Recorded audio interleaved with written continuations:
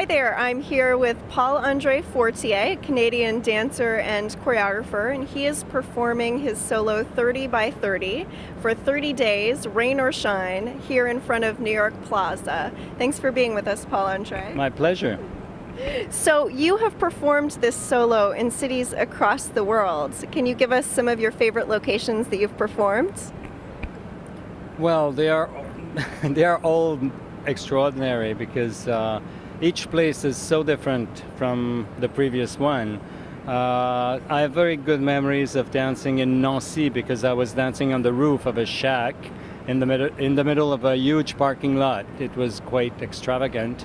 In Japan, I was dancing on a small bridge in front of the fish market. So there was the man who was owning the fish market who was coming and say hello every day. So we became friends. So I have good memories from all the cities. Rome was phenomenal. London is very exciting city, vibrant. I was in Brittany in April in a very small town, and here I am in New York. So it's so different, so different. So if you're counting that up 30 times in each location, that's a lot of times that you've performed this solo. Yes. What do you think keeps you interested each time?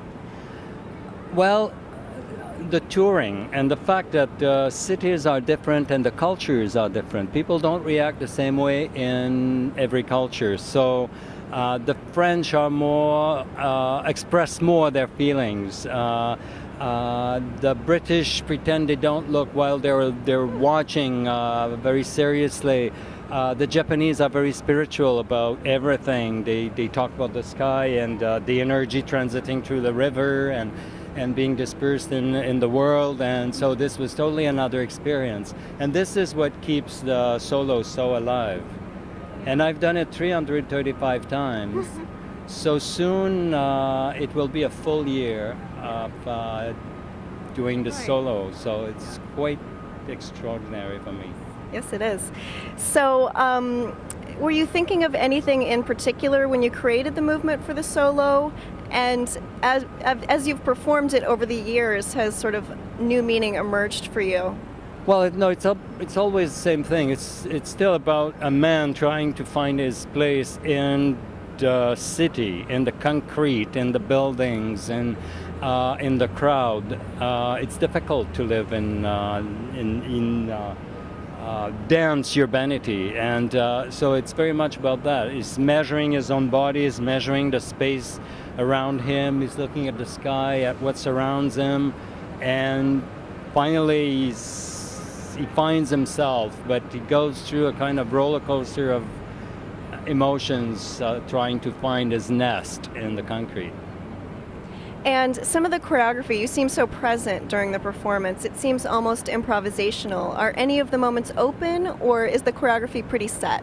Well, since I'm dancing in silence, in fact, I'm dancing on the natural score of the city, I don't count the steps. And so, and since there is no set music which I have to follow, sometimes I just repeat one sequence one more than I would normally do, or one less, and so it varies a bit.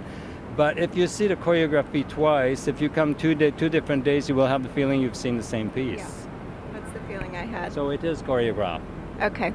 And I imagine you've had some interesting responses doing this performance outdoors so many times. Is there one or two that stick out for you from passersby or people standing to watch? Well, I've seen people crying.